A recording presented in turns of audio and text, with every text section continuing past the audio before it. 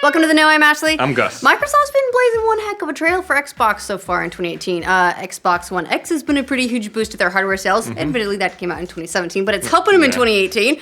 They've been doing a billion betas for Sea of Thieves. They're getting ready to launch that, and it looks pretty great. They announced their next exclusive, State of Decay 2, is going to be $30 and microtransaction free, which is a selling point now.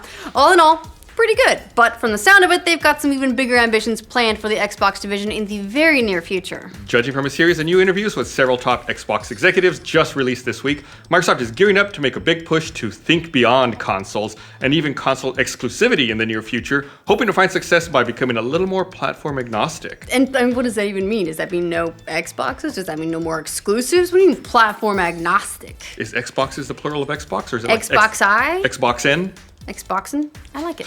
Well, not exactly. The company insists that the Xbox itself isn't going anywhere, but they're going to start thinking more ambitiously about their games and their services, and they've decided one of the best ways to reach more people is to meet them where they're at. Revolutionary. So, you want to play on an Xbox for the convenience? Great. PC for the performance? Excellent. Mobile device for the portability? Totally cool. But, I don't know, what about a rival console?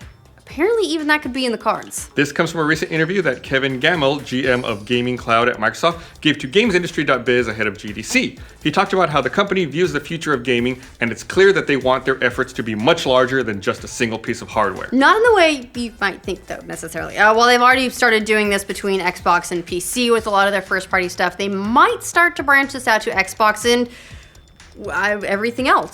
In the interview, Gamel talked about one very popular Xbox-owned game to illustrate that point, Minecraft. Ah, good example. He said, I will use Minecraft as an example. We have right now sold 144 million copies across PC, Xbox, PlayStation, Nintendo, and mobile devices. And also, first of all, can we just sidebar and holy shit, 144 million copies of Minecraft? Lot of copies. That's insane. When we're looking to where we're going, it's really about how we grow our business above and beyond console. So as far as Microsoft is concerned, anyone who plays Minecraft, regardless of where they play it, is basically an Xbox customer. Gamel later went on to say, for us to really grow our business, we can't just play only on our devices or our operating systems. We really want to touch everyone. Appropriately. If you think about the customer, and in this case the customer being the developer, and what the right thing for them is, it is really about looking at it from a device or operating system agnostic lens and providing them a set of services that they will benefit from regardless of the platform or device that they are running on. So in the future, we could see more Xbox and Microsoft properties on other devices, maybe other consoles, similar to what Minecraft does. I mean, look, you can practically play Minecraft on a toaster at this point, and it is on all of the other consoles. So that could be a nice glimpse into their future vision. And all of this gives a little bit more context for why they're vocally embracing things like crossplay between consoles. Very vocally. Right, because even if you're playing Rocket League on the Switch, if you're playing against someone on an Xbox One, you're still having contact with Microsoft, even if it's more indirect. It's also important to note that it doesn't sound like this is something that they would do with all their IP. You're not going to see every single game they have start to do this. It still leaves some room for Xbox console exclusivity, but they're just more embracing it as a strategy for their products or properties that have the most reach. And speaking of reach, Halo was another one that they floated out there several times in the interview. Thank you. Nice. That's very nice. Thank you. If there were any two properties in Microsoft's tool belt that were capable of growing beyond a single platform, Minecraft and Halo probably have the most potential. What, no Cameo? When a big platform like Xbox starts talking about wanting to reach customers elsewhere, the immediate concern, and you're gonna probably hear this from a lot of people, you're gonna see it a ton in the comments, is that they're neglecting their own audience on their own platform. Like, I don't know, it's not good enough, or that it's not making enough money to keep them going.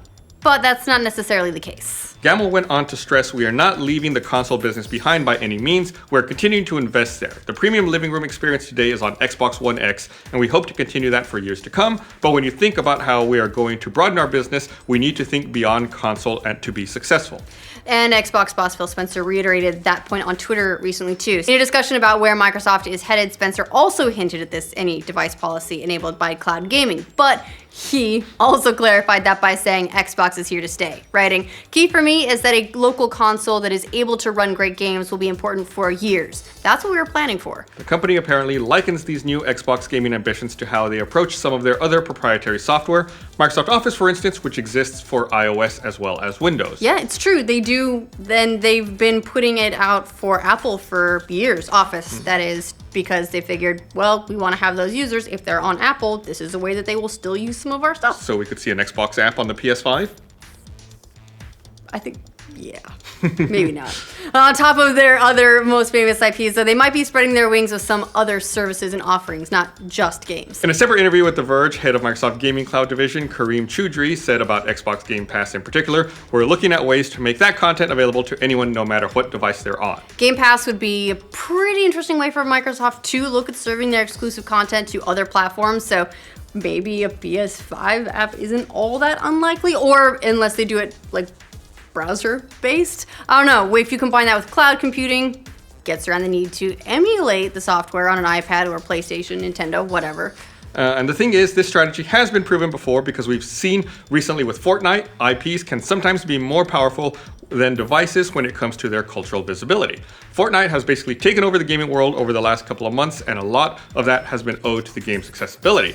Also owed a little bit to Drake. Maybe a tiny bit to Drake. It's both free and easily available on any platform, which has made it a monster success, and with it coming to mobile devices, that's only going to continue. I'll be very curious to see, now that it's out on mobile, what kind of numbers it does. Look, that was a big gamble for them to just completely shift the direction of that game. I mean, you don't hear people talking about just Fortnite anymore. Everyone is on about the Battle Royale. That gamble paid off. Microsoft has already seen this work once themselves with Minecraft, where rather than doing everything they could to make Minecraft more exclusive when they picked up the property, they embraced the thing that made it successful in the first place, which was its ubiquity. It was everywhere. Yeah, it's not hard to see that Microsoft has seen the success of multi-plats like Minecraft and Fortnite and drawn the conclusion that a video game business doesn't have to be built just around one console. It's better to get your stuff in front of as many people as you can. In the tech world, that's known as being platform agnostic. Of course, look, some people will point to the Xbox One sales this generation compared to PS4s and think, like, well, of course they're being platform agnostic if their platform isn't doing as well as they'd like, and they are trying to do anything they can to get numbers up. Right, which is true to an extent in the grand scheme of things. Microsoft is a big tech company that makes lots of different devices and products. It doesn't all just start and end with the Xbox. And again, Microsoft officials stress they're not abandoning the console. Well, their ultimate goal is to reach as many gamers as they can. If that's on an Xbox, great. I'm sure they'd prefer that above any other solution, but more than ever, Microsoft is showing that in the end, it doesn't matter so much which devices people are using as long as you're consuming Microsoft's content. That's what they really, really are prioritizing. So what do you guys think of Microsoft's brave new platform agnostic world? Let us know in the comments. And for all your Microsoft and Xbox news, make sure you like this video. If you're new to this channel, subscribe to The Know. Welcome to The Know, I'm Ashley. Damn it, I forgot to do that. That's 140 million copies. That's a lot. I was going to try to make a comparison and then it fell apart in my brain. In a discussion where Microsoft is headed, in a separate interview with The Verge, head of Microsoft Gaming Cloud Division, Kareem, Choudhury.